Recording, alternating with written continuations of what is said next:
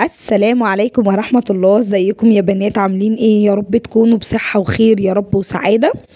كل سنة وانتم طيبين يا رب، ينعاد عليكم الأيام بخير وصحة وسعادة يا رب، اللهم آمين. يلا بينا النهاردة هنبدأ مع بعض روتين جديد ويوم جديد بخير يا رب علينا كلنا ان شاء الله. النهاردة ابتديت معاكم ان انا احضر الغدا.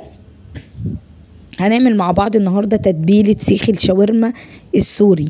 احلى شاورما تقدري تعمليها وتاكليها في بيتك، اوفر بكتير من بره وحاجة بايدك وطعمها يجنن بجد يا بنات، طعمها يجنن باذن الله. الوصفة دي هتعجبكم جدا جدا جدا في الشاورما. لو انتوا زينا مدمنين شاورما وبتشتروها من بره كتير، لا تقدري بعد كده تعمليها في البيت بأبسط الامكانيات. بصوا كده، انا هنا ابتديت ان انا اعمل التتبيله بتاعه الشاورما. كان عندي كيلو بانيه كان في الفريزر، طلعته وقلت احضر اهم حاجه الغدا علشان الولاد. بصوا بقى، حطيت ربع كوبايه من الزيت وعليها ربع كوبايه من اللبن الرايب او ربع كوبايه زبادي، اي حاجه عندك متاحه طلعيها مش هتقول لا. ربع كوبايه لبن، ربع لبن رايب، زبادي، اي حاجه، وعليها ربع كوبايه من الزيت. تمام.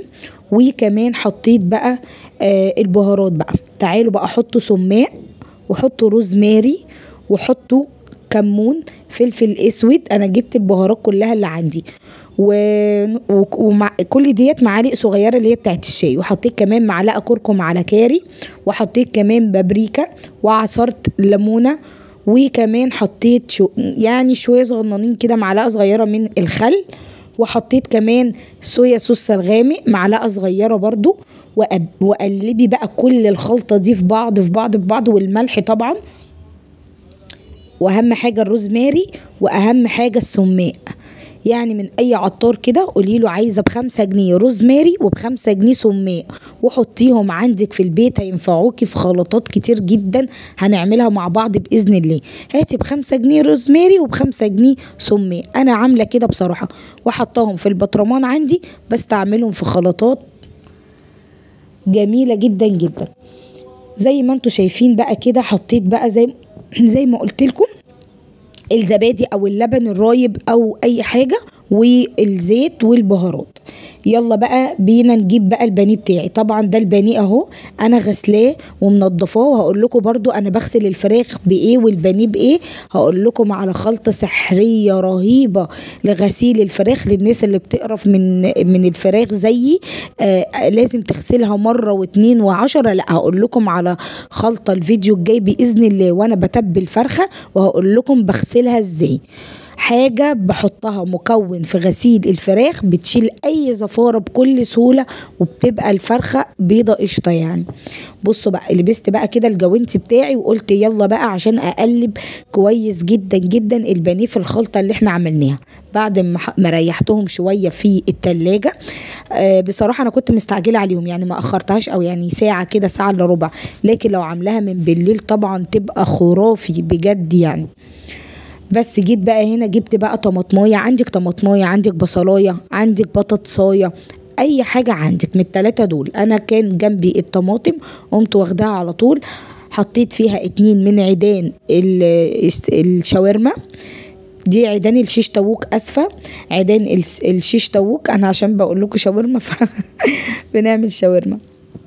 حطيت بقى فيها كده عيدان من عيدان الشيش تاووك، وابتديت بقى ان انا ارص البانيه بتاعي.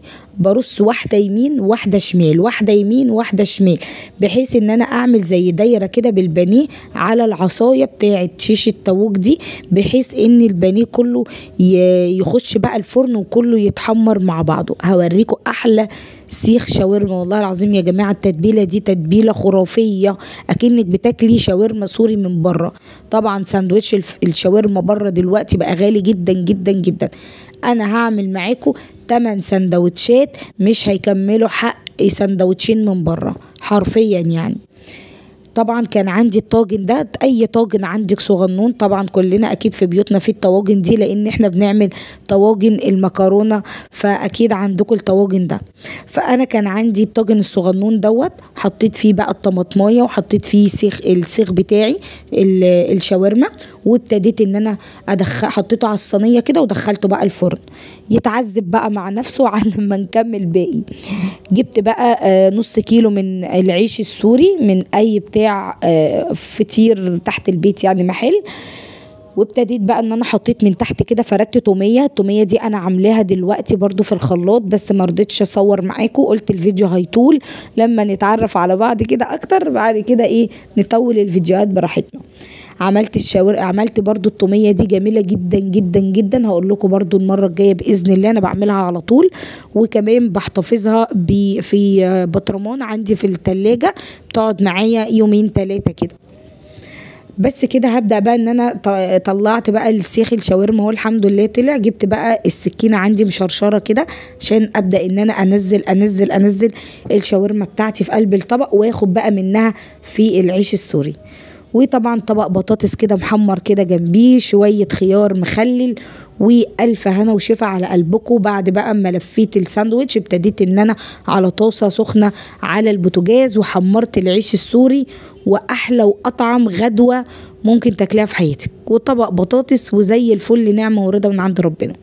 يلا بقى نخش على البوتاجاز. طبعا البوتاجاز بايظ خالص. المنكس بتاعي في الوقت دوت هو السترس. تعالى يا عم السترس، يلا بينا نبدأ ننظف البوتاجاز، عشان البوتاجاز عامل أساسي جدا في المطبخ، يديكي طاقة سلبية أو إيجابية. لو نضيف هيديكي طاقة، بصوا سلبية، هيديكي طاقة قصدي إيجابية، وتبقي واقفة بتطبخي وانت نفسك مفتوحة. البوتاجاز مش نضيف هتبقي واقفة واخدة، بصوا بجد يعني ببقى واخدة قلم على وشي محترم، ببقى واقفة مش طايقة نفسي. طبعا انا عندي السترس دوت العامل المنقذ بتاعي، لو عايزه المع البوتاجاز بسرعه عشان اقف نفسيتي مرتاحه، بجيب السترس بتاعي جايباه من اي منظف، اي بتاع منظفات عايزه سترس هتلاقي انا جايباه اللي هو الموف. لكم على حاجه، العلبه الموف، السترس ده لافندر بترشيه بيديكي زي فوم وملمع نضيف حرفيا جدا. انا برش على البوتاجاز وبسيبه ربع ساعه بالظبط او 10 دقايق على ما اغسل مثلا مواعين او اللي بعده. هقول لكم على خلطه سحريه سحريه، ابص الاقي كل الدهون ساحت والله العظيم اقسم بالله، وهجربها معاكم في كذا حاجه. الفيديو اللي بعد الجاي باذن الله تنظيفات عميقه جدا باذن ربنا للعين كلها، سواء على سيراميك على اي حاجه. جبت بقى السترس بتاعي وبيبقى عامل بيدي فوم كده، برش كده على البوتاجاز على ما اديله ظهري، اغسل المواعين، اعمل اي حاجه تانية. 10 دقايق ارجع الاقي الدهون كلها نازله وسايحه. تيجي تمسكي الليفه او السلكه بتاعتك او ايا كان، تيجي تحطي تدعكي، انت ما بتدعكيش اصلا، ما بتدوسيش، بتلاقي الدهون نازله معاكي ما شاء الله، بجد جميل.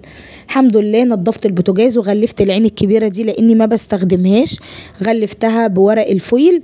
طبعا دي تنظيفه سريعه يا بنات، التنظيفه العميقه باذن ربنا نعملها مع بعض عشان دخلت العيد. يلا بقى كل سنه وانتم طيبين وبصحه يا رب وسعاده، نعمل ترمس العيد. يلا بقى، طبعا البيت من غير ترمس العيد ما يبقاش عيد طبعا، واللي عنده اولاد زيي عارف الكلام ده كله. طبعا الترمس عامل اساسي في عيد كبير عيد صغير، بحب ان انا بصراحه اعمله علشان الولاد. انا ترابيزه الانتريه عندي بحب ان انا املاها يوم العيد للولاد بصراحه، بنفضل رايحين جايين كده على الترابيزه، سواء ترمس سواء شويه مقرمشات. بعمل لهم كيلو بسكوت، كيلو كحك، اعمل لهم مثلا يعني بجيب لهم بونبوني وشوكولاتات وحاجات برضو. فبحب ان انا املى الترابيزه ليله العيد من الحاجات الحلوه ديت. وبصوا هوريكم كل حاجه باذن الله في ليله العيد، وهوريكم بعمل ايه، وبننفخ بلالين انا والولاد. هقول لكم كل حاجة علشان احنا بنتعلم من بعض وبناخد افكار من بعض، كلنا بنعرف نعمل كل حاجة. ربنا يبارك يا رب في الولاد، احنا بنحب نفرح ولادنا مش اكتر. بس خلاص بقى الحمد لله الترمس نقعته من الصبح بالليل، وجيت بقى بعد ما نقعته من الصبح بالليل خلصت اللي ورايا طول النهار، جيت بقى نضفت المية بتاعته، غيرتها مرة واتنين وحطيته على البوتاجاز لحد ما استوى. دقت واحدة لقيته تمام استوى وزي الفل، قمت خلاص بقى شلته، وبرده غيرت المية اللي اتسلق بيها تاني مرة واتنين. بعد كده حطيته، لقيت العلبة ديت عندي علبة حلوة يعني كبيرة ان هي تاخد الكيلو الترمس.